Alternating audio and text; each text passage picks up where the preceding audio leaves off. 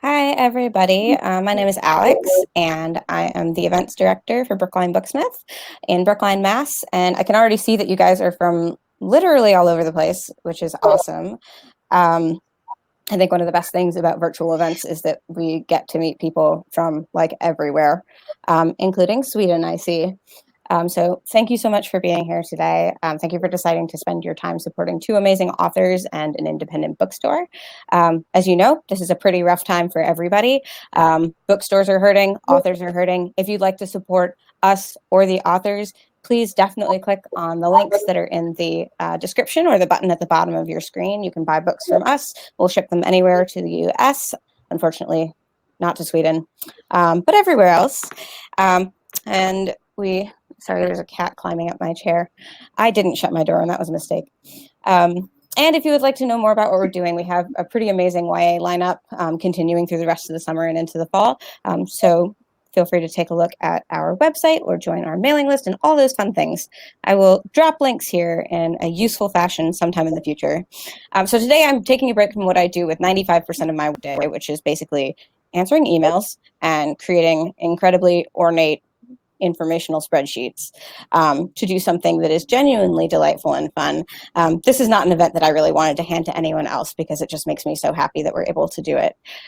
So allow me to introduce our authors. Betsy Cornwell has written The Forest Queen, Mechanica, and Ventress, two incredible Clockwork Cinderella novels. And Tides, which is about Selkies, which I have right here from last time she was in town. And by the way, there are not enough books about Selkies, and you should read this one because it's it packs an emotional punch, and there are Selkies, and that's a really good combination of things. Betsy graduated from Smith and was a columnist and editor at Teen Inc. before receiving an MFA in creative writing from Notre Dame. Betsy's books are the kind of fantasy that make you feel like you're sinking into a big, perfumed cushion in a quiet, wild place. I tried really hard to think of exactly what it feels like. I love that. That's awesome. And that's what it's like. Her heroines are the kind of people who observe everything, who will push through anything, and who take deep breaths and keep walking through worlds that are sometimes terribly frightful. It's a joy to have her back. Very, very happy. And today we're lucky to have this event moderated by Kimberly Brubaker Bradley, who is the Newbery Honor winning author of The War That Saved My Life, which is this beautiful book. Probably the best middle grade historical fiction that I've read in like 10 years. No biggie. And it's really equally wonderful sequel, The War I Finally Won. She earned her degree from Smith College in 1989. I'm going to make a side note that I went to Mount Holyoke, which only means something to certain people, but I thought I'd share. She is popular for both her fiction and nonfiction. Her next book, Fighting Words, releases on August 11th. We can do pre-orders for that, by the way. And just a note, Fighting Words is like her previous three books in its refusal to pretend that children don't suffer terrible things and a resolute ability to write to children and their struggles at the age they really are. It's a really wonderful combination of seriousness and respect for the reader, and you should definitely read it. I'm so happy to welcome both of these authors to the stage, and now I will open to them and sort of quietly sit to one side. If you guys have questions, please type them in to the box at the bottom of the screen. I'll be reading them out, and they will be hopefully answered. Now, Betsy and Kimberly, over to you. All right. Well, thank you so much. Betsy, what is lovely. Oh, sorry, Kim, please go ahead. You go ahead. That's good. Oh, okay. Well, I just wanted to say thank you to both of you. Thank you, Alex, for organizing this event, and thank you so much, Kim, for being here with me. I really appreciate it. I did launch at Brookline Booksmith for Mechanica 5 years ago now, which is wild, and that was actually the last time I was in America. So I'm talking to you now from Ireland, where I've lived for the last good while, and I just feel I know this is a really hard time for all of us being in lockdown, but it's a lovely silver lining for me has been that I get to do more virtual events like this, because usually I just kind of wave at my books as they come out in America from over here and don't get to do as many events for them. So this is a really great opportunity for me. And yeah, again, so thrilled to be sharing it with Kim, who's a writer that I admire so much. And so I'm just delighted to be doing this. Well, I'm delighted to be here too, and I'm really delighted to discuss the Circus Rose. I was intrigued from the moment I saw the cover back at the cover reveal, which was probably what eight months ago or something. The raging bear and the fire and the rose, and it's really one of the better covers I've ever seen because I find it really intriguing. But I also, after I read the book, I think, oh, of course, this is exactly it. This is a retelling of Snow White and Rose Red, correct, Betsy? Yes, absolutely. What drew you to that in the first place? Because I had to go back and. It's a story that I've always loved. Yeah, sorry, I think there's just a bit of a lag, so sorry at my awkward answering of half a question. But yeah, like I mean, I've always loved fairy tales. All my books so far have at least referenced fairy tales in some way or been some kind of retelling. And Snow White and Rose Red was one that I happened across in the big giant book of fairy tales at my grandparents' house that I think sort of formed my whole brain in some weird way when I was very young.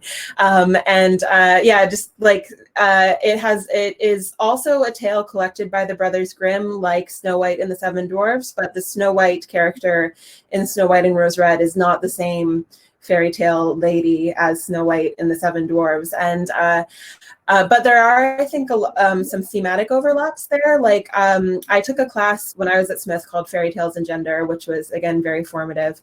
And one of the things that I sort of decided there was that the three big fairy tale colors are black, white, and red, which are all just, three colors that are really rich and heavy with meaning. And so I think Snow White can have similar connotations in both fairy tales, even though it's a different character. And one of the things that I wanted to do in this book was kind of play with the symbolic meanings of those colors.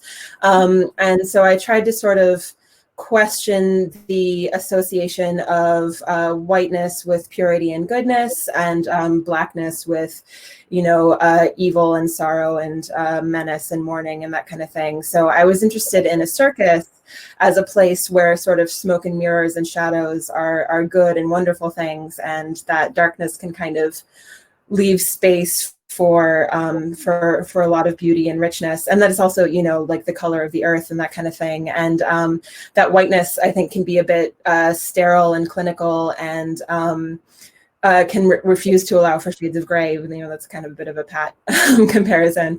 And obviously there are racial undertones to that as well.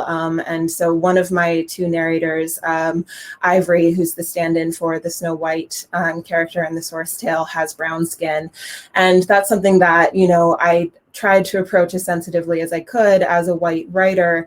But, it was important to me because European fairy tales place so much emphasis on whiteness and on whiteness as a kind of purity, to kind of try to subvert that in my retelling of the story too. So I just saw a lot of potential in different ways.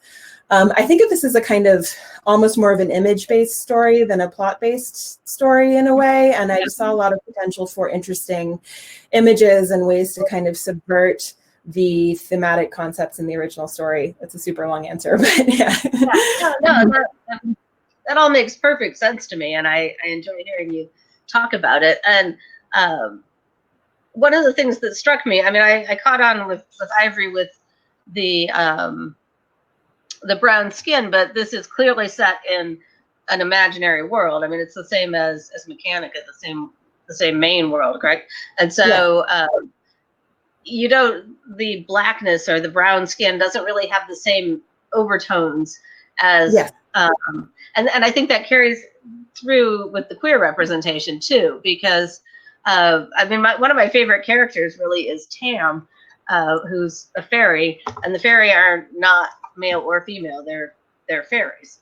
I mean, they're a non-binary creature, and I love it because I think when you're approaching transphobia and stuff, you see people that want to say, well, what are you really?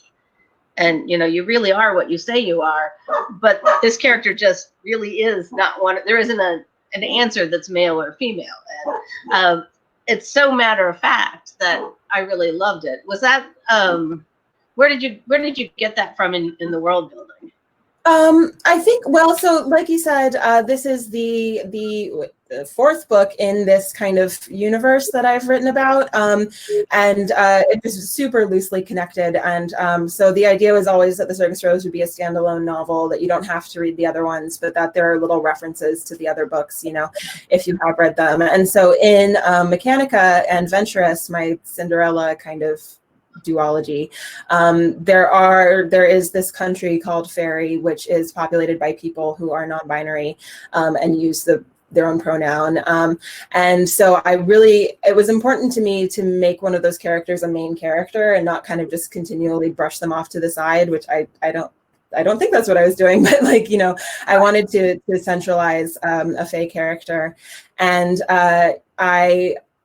interestingly, when I was going back through copy edits, I did have a few times where I used the wrong pronoun for Tam as I was drafting, but it was about half and half, that occasionally I would use he and him, and occasionally I'd use she and her. So that kind of at least reassured me that I really did think of Tam as non-binary, because I would flicker back and forth a little bit. And it also, I think, like, I'm a queer writer. I identify as bisexual, and for most of my life, I've identified as a woman, as a cis woman. But I'm in this book kind of brought me into a vulnerable place where I'm kind of questioning whether part of my identity might be non-binary, and it's weird to be still in a questioning place about that when I'm doing the launch for the book, you know, because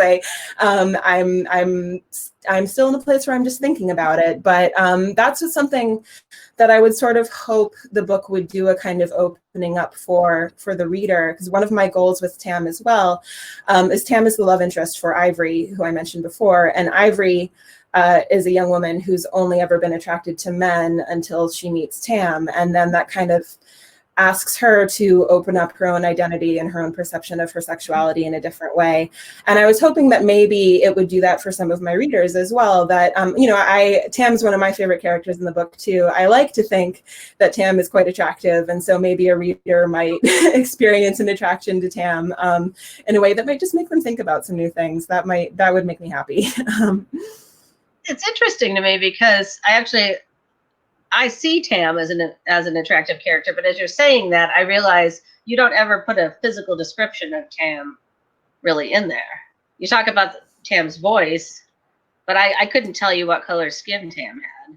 I mean, it might be in there, but it's not something that comes out as really.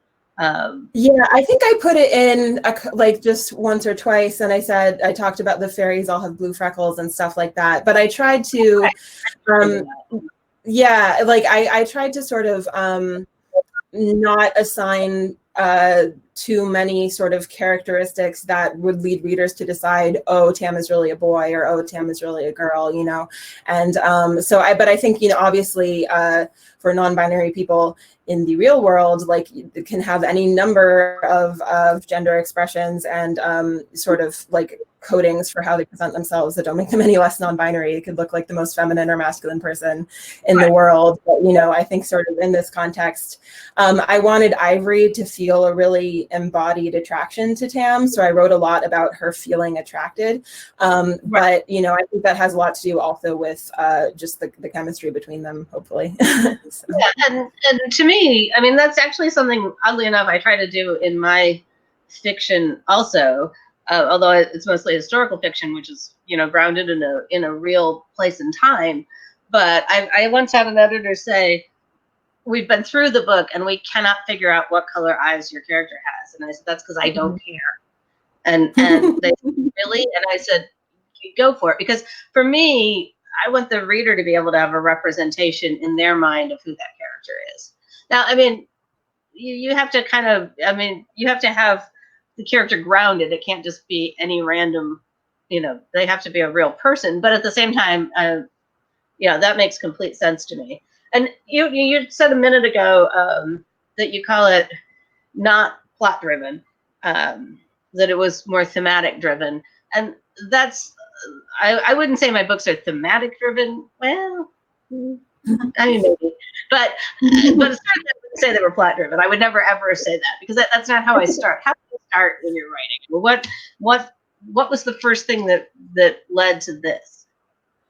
Well, I was still a student at Smith when I had the idea for this book, and it's when I didn't start writing it until a few years ago, but the idea had been sort of bothering me for a while. Like, I guess that's how ideas start for me. If I think of something and then it just kind of keeps tapping me on the shoulder, like, excuse me, like, write about me, please. Then I kind of do it eventually. But I was working on a collection of fairy tale retellings with Betsy Harries, the professor who taught my fairy tales and gender class, as a senior project.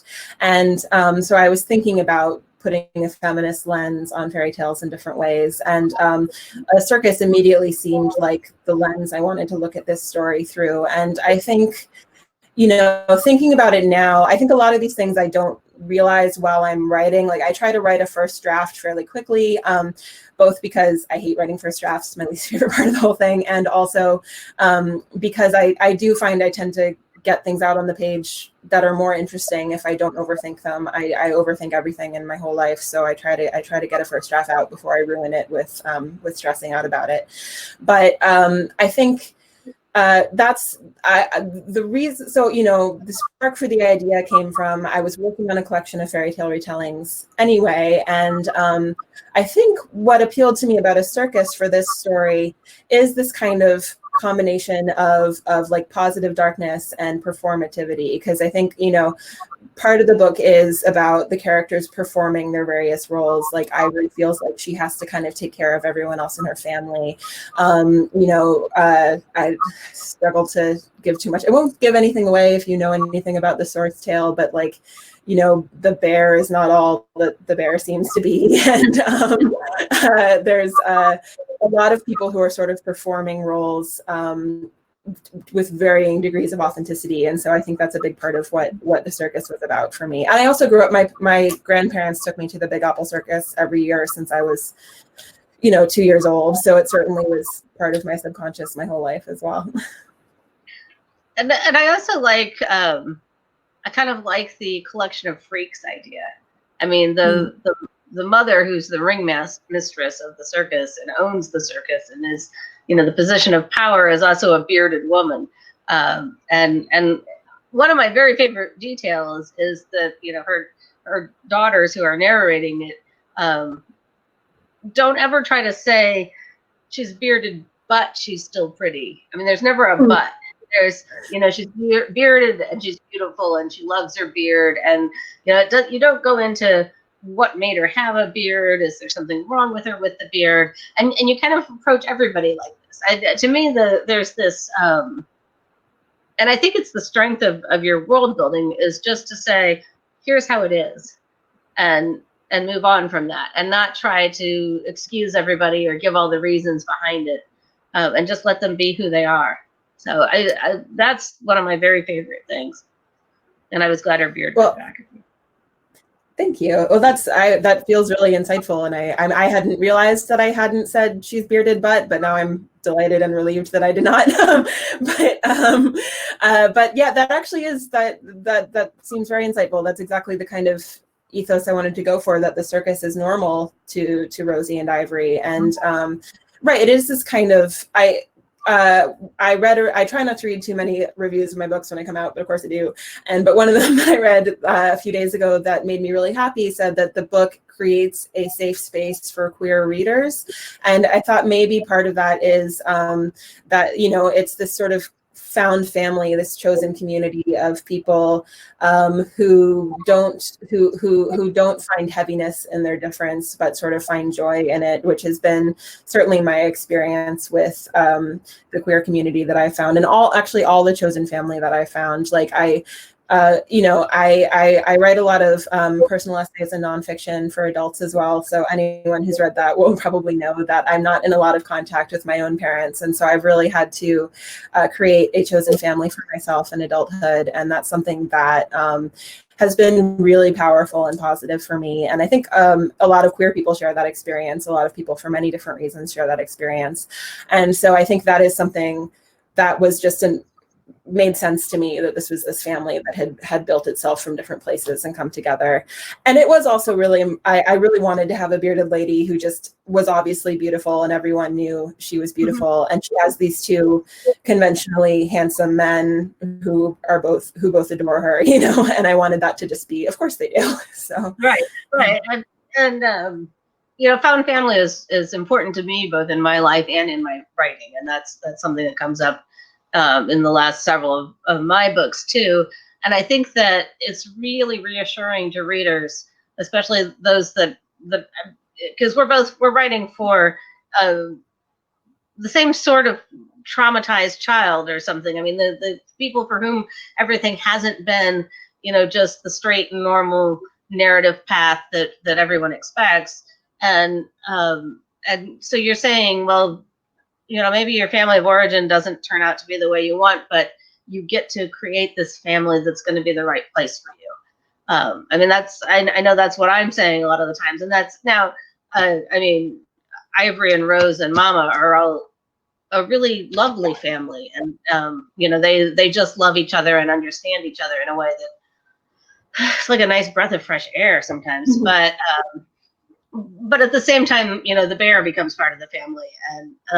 And I love the character of the bear, really. I really love the bear. I won't give away the bear either, but I totally was like, of course that's the bear. I mean, that made perfect sense to me. And at the beginning, I thought Ivory was being a little daft because, of course Rosie understood who the bear was. So, yeah, I mean, and actually the bear coming from the origin story of the Brothers Grimm, I guess I didn't expect, because I did go back and read the origin story, which I wasn't familiar with, just to find out what bits were from the Brothers Grimm. I wouldn't have necessarily, I would have put the evil guys in, but not necessarily the bear as the protectress the way this is, which I think is super cool. Yeah, I've always had a soft spot for like very large and gentle animals. Like, and my favorite Sesame Street character was always Snuffleupagus, and like I love elephants and horses and stuff. And so I've just always had this I really wanted Bear to be huge and yet lovable and cuddly. And so that was that's definitely a kind of, I wouldn't be surprised if other large gentle animals showed up in other parts of my writing. So, and actually there's a horse that's very important in Mechanica and Venturous that I make a very brief reference to, and the Circus Rose was kind of like an Easter egg, I guess, because I became very fond of that fictional horse. And I grew up riding horses, and I believe you did too, Kim. So I think, and it made me even, see a horse. Yeah. Oh, cool. Yeah. Actually, go ahead. You go ahead. I was just going to say, in reference to your point about maybe writing for traumatized young people, I think I do have that in mind, and when I do most of my writing, and I think I try to write the kinds of books that I would have found most helpful or useful when I was younger. And I think, like that sort of, the concept of the found family was sort of a beacon of hope for me as a young person. And so I think it's something that I like to sort of hopefully reassure readers can happen. It certainly has happened in my actual life and continues to happen. So. Yeah.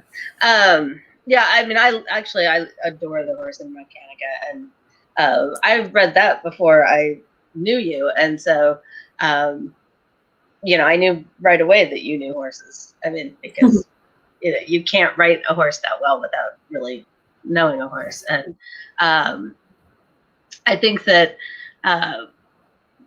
to some degree, this is maybe a stretch, but I sort of see fairy tales as the flip side of absolute truth. But not, I mean, as part of truth. Sort of, it's a way of saying, here's another way to see the truth. Does that make sense? Because when I don't mean it that it's the opposite of truth. I mean that it's like it's a different form of truth. And I think that's, I don't think I'll ever write a fairy tale, but I love reading yours because to me they feel true. And I think that's really important for readers. I think it's sort of an honesty, and I think if you're trying to give children hope or teens hope, this is the way to do it. Thank you. Yeah, I mean, I completely agree with you. Like, I think I worked for an American magazine called Parabola that talks about mythology and religion, and I write about fairy tales for them. And one thing that I said there is that fairy tales can give you words for something unspeakable. I think they're like the Gothic in that way. Like, you know, in 19th century Gothic novels, we had a lot of dark secrets in the attic and things that were sort of pretty clear metaphors for dark, scary things that could not be spoken about in polite company or spoken about at all. Things like abuse and domestic violence and insanity and any number of things. And the Gothic gave people a very powerful lens for talking about those dark and frightening things. And I think fairy tales can do the same things. You know, like the sort of older versions of tales, and you go back sort of pre-Disney, get very dark. And I think that that's, like you said, Alex, about Kim's writing, very truly, that it sort of doesn't pretend that bad things don't happen to children and sort of meets them where they are. I think that's a crucial part of writing for young people. And, you know, I would only be interested in stories that are willing to sort of face that in some way. And I think, I guess I think of fairy tales as sort of metaphorical truth. And certainly they're a way that I have been able to process all kinds of my own trauma through them. And so that's been very useful for me. Actually, I remember I was looking for a therapist a couple of years ago, and I had a first session with a woman who was asking me about my work and stuff, and I told her I write fantasy novels, and she said, well, do you think it might be good for you to ever write something really honest and cathartic and true? And like she meant like nonfiction. And I was like, well, first of all, I do write nonfiction, but also then I knew that was not the therapist for me, because like I do everything I write is me telling you the truth. You know, I would hope to not write anything else. Yeah. So yeah, I really do think that honesty to your reader is probably the most important thing any writer can give anybody. Just straight up, you know, all the way across. I had my favorite comment still in my life was I had a woman call me and say, and this was for Freedom, and the book was about her. It's a true story, and she was still alive, was telling me, and she would critique my different drafts, and then she finally called up and said, "This is more true than the truth."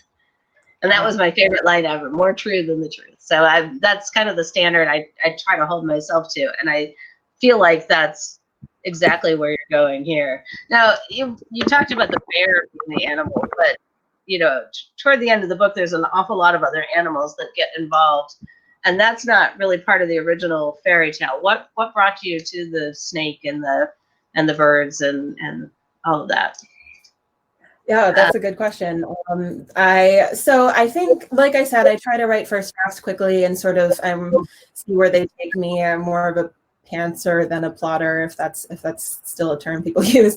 So I think I kind of started to. I was thinking about like, well, I think it's not that much of a spoiler to say that like Bear is under a curse, right? So I was trying to think about why is Bear under a curse and what's going on, and I'd had this kind of menacing extremist religious order also in the background of my previous book set in this world, and that they were sort of coming to the foreground more in this story too. And you know, I like I said, I work for a magazine about mythology and religion. I'm a very spiritual person myself. I have a lot of respect for the religions of the world, and I love ritual. And you know, I'm not trying to sort of defame religion writ large, but I was thinking about a lot of harm that I have seen some kinds of organized religion do in my own life. You know, growing up as a queer person in a very religious family, certainly living in Ireland and seeing the history of the church here, which is not always a happy one. And so I thought, you know, to have a kind of extremist fundamentalist religious order that maybe felt human beings would be more manageable if they were less human, and how that would look in a kind of magical lens. And so that was kind of, I'm so bad at not spoiling my own work, so that's sort of what's going on there. We're both dancing around plot lines here, but that's a really good phrase, though, what you just said. More manageable if they're less human, and the whole point of this book is to make them fully human and not as easy managed. So, yeah. Tell me a little bit about writing it, just because I always want to hear, like, how many drafts and how hard was it to get all the bits to line up in the end? I know you had to write this one fairly quick. Yeah, this is actually, I wrote this one. Yeah, I wrote this one faster than I have any of my other books. I proposed it in, say, the end of 2017, and then there was negotiations and stuff, and I didn't know if it would be accepted. And at the same time, my whole personal life fell apart, my marriage ended, and all this. And so I found out that I was going to sell it to a very fast deadline, sort of right when I moved out of my house and became a single parent. And so it was sort of. It was a very different kind of writing process than usual, and I found myself kind of really struggling with it in a lot of ways. I was, looking for other work so I could support myself and my child. I was looking for a new place to live in a foreign country, and I was really freaked out all the time. And that sort of, at the same time, it reminded me of why writing is good for me emotionally and mentally, because I've always wanted to be a writer ever since I learned how to read. I worked towards it really hard. I was very lucky to get to be where I am and very privileged. But sometimes when the thing you love becomes your work, you forget why you love it. And so it became, once again, this sort of place for me that was restorative, at the same time as I was really freaked out about it. And that kind of tension and dichotomy was something I really worried about as I was drafting and even as I was revising. And it was a difficult book for me to revise because writing the draft was very cathartic, but it happened at such a difficult time in my life that it was painful to go back to it. And I think this book, I always write about trauma, I think, but this book sort of happened during trauma. And so that's that's a little bit different for me. I think that's part of why, for instance, half the book is in verse, which is something I haven't done before in my novels. And part of that was because that's how that narrator Rosie thinks. And even when I proposed the book, before all of this went down, I said that her sections would occasionally break into verse, but I ended up writing them entirely in verse. I think partly because I felt so fractured myself at the time, and that felt like, again, honesty. That felt like an honest way for me to write, and it was also, I hope, helped distinguish her voice from Ivory's. Ivory thinks she's an engineer. She thinks in a much more methodical way.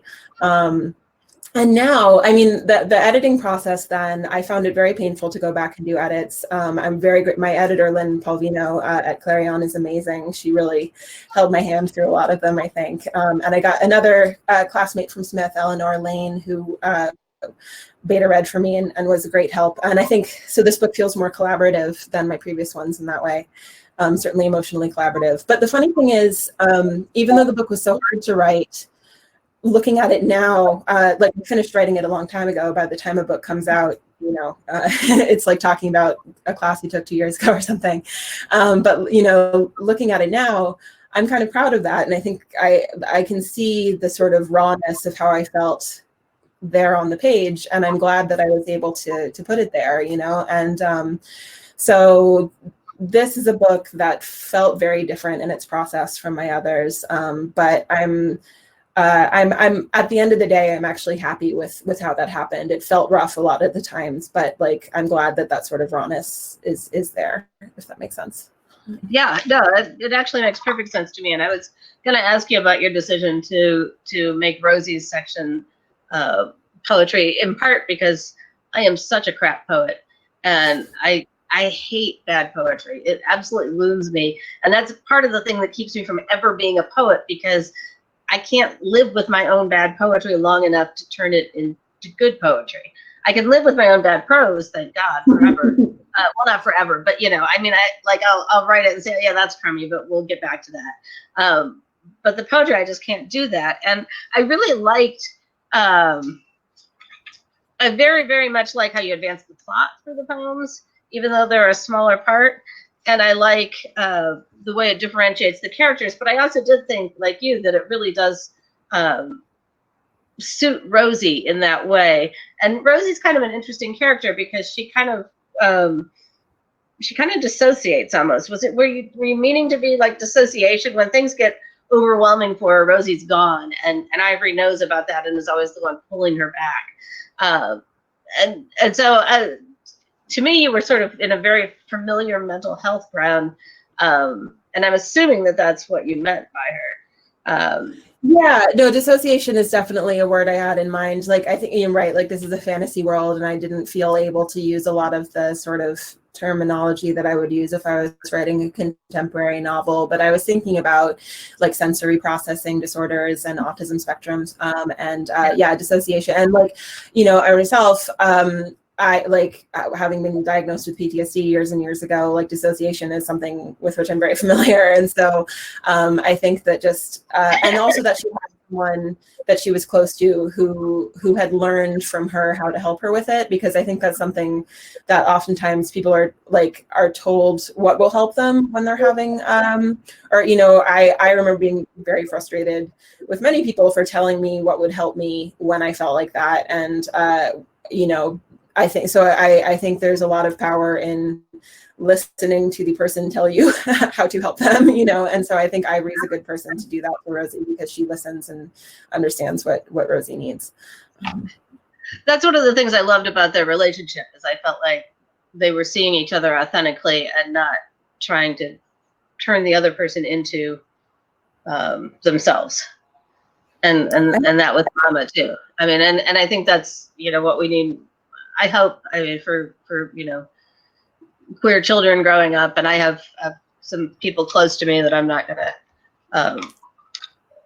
to, discuss in more detail, but, the correct answer is not, I love you despite your problems. It's, I love you, period. Yeah. I'm happy for you. I'm proud of you. I'm not trying to make you into this better version of yourself that would end up being much more acceptable to me personally. And I think that's true for, LGBTQ stuff, and for, racial things too. I mean, I don't need you to be like me in order for you to be good, in order for you to be. And so to me, this feels like a really contemporary book because of that. And I think it's one of the things I like best, and I love the very last line, "We are what's real," and that just summed it up to me. I mean, that was like and they lived happily ever after.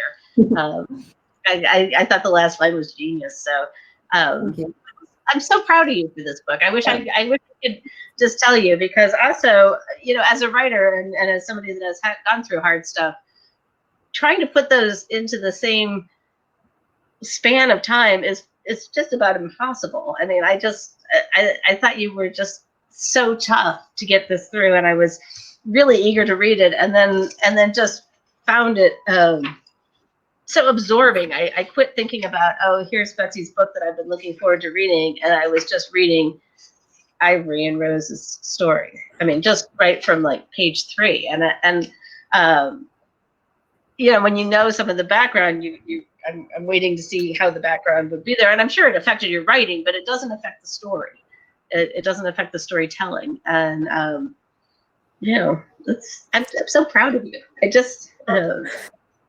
I'm so proud of you. Now I'm kind of verklempt now. Thank you so much, Kim. That's really kind. Don't know offhand. Betsy and I know each other personally, and have for a little while, and I'm quasi adopting her as my niece because I have 6 nephews, and I think that my siblings are done attempting to have any more children, and So, I won't get another niece unless I start being proactive and doing the found family thing the way I want it to be. So, yeah, no, so do people have questions? Have anybody been typing in questions? Because obviously I can talk forever, and I think Betsy could probably talk forever, but if somebody wants a question. So we have one question lined up. I also have some questions myself. So if you want to hear any of mine, they're ready. But if you wanted to start with a question from Anne, which is how to getting an MFA affect your writing style, process, etc. Yeah.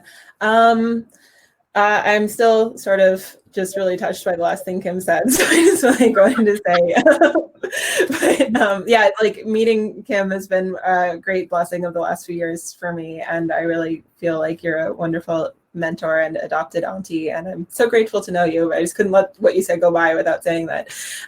But but to answer the question, I did my MFA directly after undergrad. I went right from Smith to Notre Dame, which I always say was a bigger culture shock than moving from America to Ireland.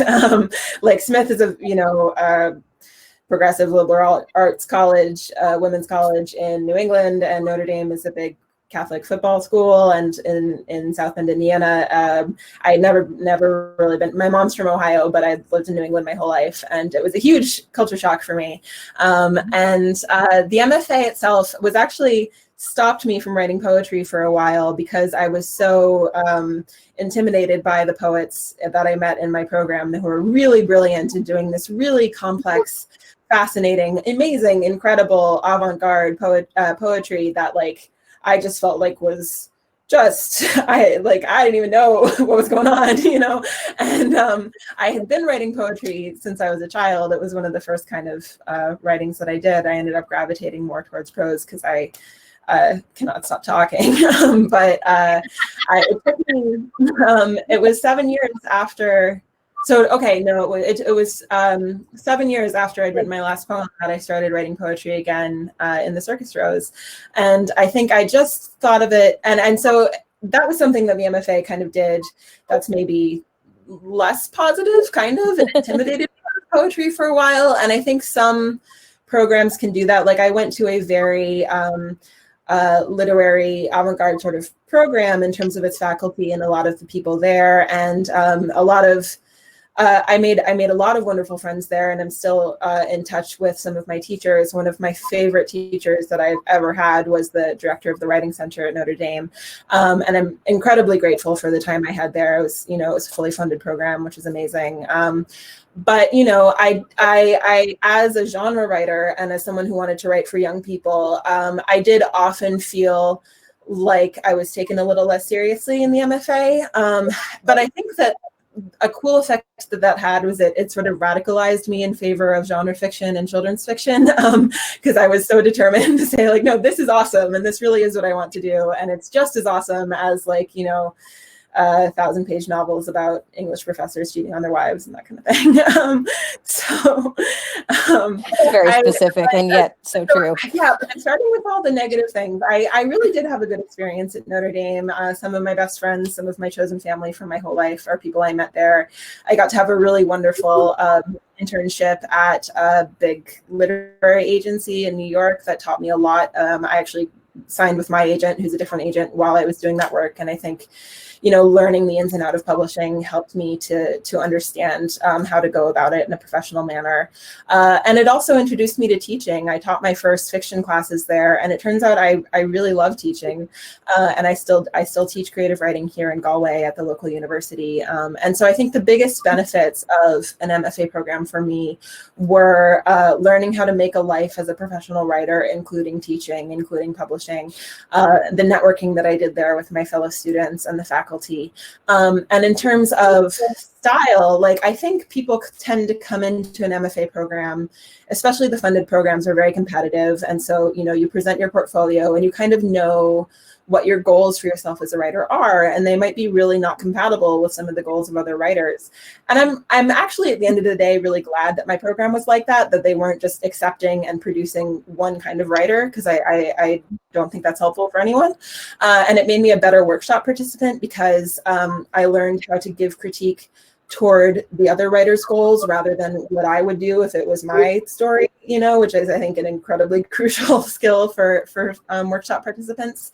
And so, the MFA was a strange time in my life. I had a lot of culture shock. I wasn't sure, but it really sort of forced me to build confidence in the kind of work I wanted to do, in terms of doing fantasy and doing children's fiction. And even though it put me off poetry for a while, I got back to it eventually. So, yeah. One of the reasons I keep laughing is because both my husband and my son are graduates of Notre Dame, and so yeah, and my husband and I were dating when we were in college, and so I would go to Notre Dame and he would come to Smith, and I think there was culture shock on both sides. But one of the things that I'd like to point out to writers, because I do think this is important, is that sometimes, and I'm not saying this is MFA, but I have a couple of times I've seen writers that are incredibly literarily gifted. I mean, they can turn this gorgeous paragraph. It's a thing of absolute beauty, and it's got all these big words, and the sound is lovely, and if you read it out loud, you think that's fantastic. But the book as a whole doesn't have as much heart. And I think that you need to keep in mind that you're writing a story for readers, not as an exercise in how melodic you can be. I mean, even Shakespeare, it's kind of highfalutin now, but back at the time, I mean, there were people that just thought he was hysterical. It was a big crowd pleaser. So I think that I really like to see people. You were saying you were kind of intimidated out of poetry, and I get it, because I bet there were some, just people that were fantastic at using these sharp-edged words, but the point is to tell a story. And so I get really annoyed too with people that are condescending to children's book writers. When you get good, are you going to write for adults? Yeah. Yeah. It's over my shoulder, really. We wrote spy mysteries. You wouldn't say, when you get good, are you going to write a romance? I mean, they're different. It's a genre. It's okay. So right. That's and I think I talk about genre in my class, and I say, there are good and bad writers in every genre, and literary fiction is a genre, it's it's its own genre. Right. But I was so glad to hear you say that about heart, Kim, because that, by the end of my time in the MFA, that was sort of the clarifying question that I found was would I rather that my books prove I'm smart, or would I rather my books try to be kind to people, And so in an ideal world, obviously they do both, but I know what side of the line I'm on at the end of the day. I actually have, I'm wearing a long sleeve shirt, but I got this tattoo a few years ago. It says, "From the bottom of this stranger's heart," and it's from a fan letter that I got from someone who'd read Mechanica, and she said, "Thank you from the bottom of this stranger's heart for writing this book that meant so much to me. It's got me through hard times, etc." I won't go into it, but I, hung the letter up by my desk for a long time, and eventually I got this because, like any writer, sometimes I get jealous if someone I know wins an awesome award or something, But I remind myself, that's especially when you don't like their book. Yeah, when they but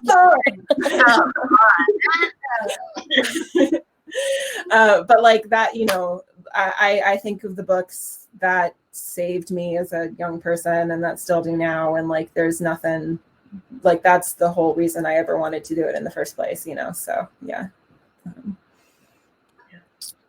So we have a question that sort of aligns with a question that I had.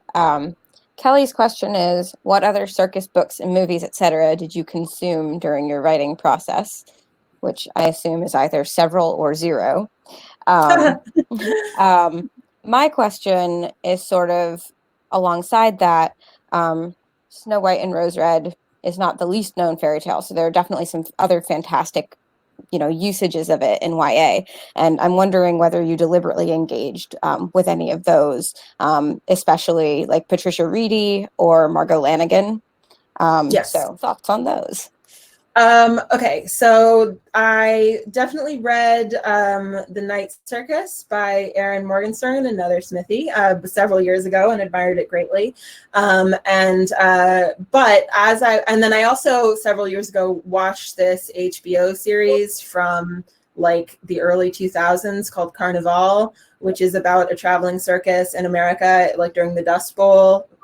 Because I was talking about, I was on a date once years ago, and I was talking about this idea I had of a circus, and they were gonna like fight an evil priest, and he was like, "Oh, have you seen Carnival?" And I was like, "No," and because that's exactly what it's about. And, but you know, it's all right. Everything's a retelling at the end of the day. But I did try when I was actually doing my writing process. I watched a lot of circus and burlesque videos on the internet. But I did not do as much reading because I never want to sort of accidentally plagiarize, you know, and and I definitely stayed away from reading other YA adaptations for that same reason. Even though I'm sure I could have, like, it's always a point of tension because I think I can learn from them, and I'm sure it makes the book better. But I also, you know, things sort of, especially like when you're writing a first draft, things come out of your subconscious that you can't necessarily source easily. And I just don't want to take the risk of sort of being more derivative of someone's work than I'd like to be, you know. But now that it's out, I'm free to read all those wonderful books again. So it's time for Blanca Libra. I find that fascinating because I do the exact same thing. Once I know that I'm writing about a specific, especially for me, usually a specific historical event, all fiction is off the table.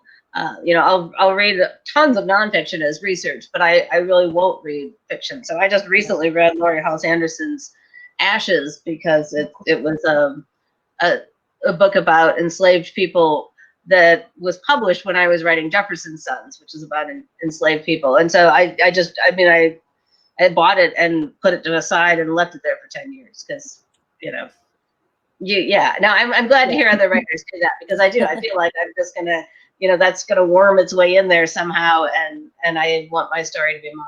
So yeah, cool. Totally. See, that's gonna have all this stuff in common. I really am her aunt. Yeah, no, I think it was meant to be. Yeah. So. I had something intelligent to say to that, but I can't remember what it is, so I'm not going to. It's pretty late for you, isn't it? Is it like 10 o'clock at night? It's almost 10 o'clock. So my toddler usually wakes up at 5 or 6, so we're gonna have a party in the morning. But this is actually ideal because I'd much rather be talking to people professionally while he's asleep than otherwise, because he'd come in screaming about Sesame Street or something. So, you know, underwear, anything, yeah. I've been trying to, Kim and I talked a little bit a few weeks ago about trying to write during quarantine, which is, I think, a real struggle for any human being right now, just because of all the background terror that's happening. But certainly every time I sit down to write, I get a little, you know, sticky hand asking for a sandwich or something. And I found it very, very difficult to get into the creative space. My children are 25 and 22, but I found it really difficult to adapt because my 25-year-old came home and lived came from Chicago and lived here, you know, for several weeks doing his job remotely, and just having him one room over. I mean, I've become this little princess that likes to write in, you know, perfect quiet, and it was really I feel, yeah. Quit talking. I think like I feel so guilty about it all the time, but then I think like my guilt also keeps me from writing. Like if I put him in front of the TV, then I'm internally shaming myself for doing that, and that keeps me from writing, you know. But I think like no, I become that's very validating to hear you say that, Kim. So I'm like, I need silence. Yeah. I'll tell you a story. When my children were 2 and 5, I had a lot of times in the summer when they were growing up, I would do very little writing, but in this particular book, I was trying to finish a book, and the ending, I went through 12 different drafts in 1 week trying to find. I mean, it was really kind of a bugger. But my daughter was 2, so she would take a nap, and my son was 5, and he would not. And so I made this rule. We lived in a kind of a strange house at the time that his bedroom and the family room were on the bottom floor and everything else was up top. So I said, you're going to go down here, put Katie down for a nap, and here, you have to give me 1 hour. Play by yourself. Here's all your toys. And I said, I don't want to see you. And the very first day, I said, this is what you have to do. And once this hour is up, and he had a clock, he could tell time, come get me. But I don't want you climbing those stairs unless you're bleeding or the house is on fire. Which I said this to a 5-year-old. And so I start working and I turn around, and it was a strange room, mostly because we didn't have any furniture in it. My desk was in one corner and there was nothing else in the room. It was kind of a long room. And he's standing in the doorway and he is actually physically wringing his hands, my sweet little boy. And I turn around and I bark, are you bleeding or is the house on fire? And he says, the dog just pooped on my train. Playing with the train at the time. And I went downstairs. I mean, here's the track, here's the steaming pile. And I said, that counts too. I always remember that my first thing when I whipped around my head was, are you bleeding or is the house on fire? Child. Extremely yeah. No, yeah. My biggest quarantine accomplishment has been potty training. So that all sounds very real to me. Oh, that's a big one. Yeah. I had a lot harder time potty training the dog, actually. Yeah. We had a CVS terrier. We found him on the ground at the CVS pharmacy. So, wow. Yeah. I've been thinking about getting a dog, but it feels like getting another toddler right now. So I'm trepidatious. Well, it looks like we're rounding out our hour. So I think maybe we can finish up with a true classic question, which is, I'm always curious to hear what authors might be working on next. What are you thinking about for the future? Are you looking at setting something else in this same world? From Erin. So I'm done with this world for now. I feel I've written 4 books in it and I want to sort of do other things. So I have actually sold and written my next book, and it is theoretically being officially announced next week. But I guess what I can say about it now is that it is my first book that is not a retelling of a fairy tale. It is sort of referencing a classic Gothic text. I was talking about the Gothic earlier. And it is, what do we build it as? A story of female agency, queer romance, and revenge. And so that's what I can say about that, I guess. It was a lot of fun to write. I wrote it in processing a lot of rage about the world. So that was satisfying. Had to take every opportunity. Yeah, it has the word murder in the title. I think I wish I could tell you what it is. I'm so excited about it. So yeah. See, this is the thing about writers, is we can always get revenge. Absolutely. Yeah, that's always revenge. Yeah. Well, I'm really excited about Kim's upcoming book, Fighting Words, which I am reading right now and adoring sort of beyond words. It's just really powerful. And it's very good. It's a book about, I think, I was going to say about, but again, for, I think, traumatized children, and a book I wish I'd had when I was younger. So absolutely, everybody should go check that one out. Yeah. Thank you. Yeah, that'll publish in August. I have not got my next book finished. I'm slower than that, but I am working on one, and it involves World War II and Catherine de Medici's ghost, which I'm loving. Awesome. I'm just, I've never done a ghost story before, but it's kind of a ghost story. I mean, there's a ghost, so yeah. I've always wanted to do a ghost story. That's awesome. Yeah. So, and I love your cat, by the way. Oh yeah, I forgot that doing a 4 to 5 event would mean that they'd be really angry for the last 20 minutes, but they are, both of them. So, wow, thank you so much for all of this. This is a really fantastic conversation. Everyone who's here now, just so you know, it auto records and you can come back and revisit your favorite parts anytime you like. Again, there are links below and in the chat. I hope everybody's had a wonderful time. And thank you so much, Betsy and Kimberly, for a great conversation. Thank you, everyone. Yeah, thank you, everybody. Thanks so much for coming. And thank you, Alex and Kim, for doing this with me. Bye, all.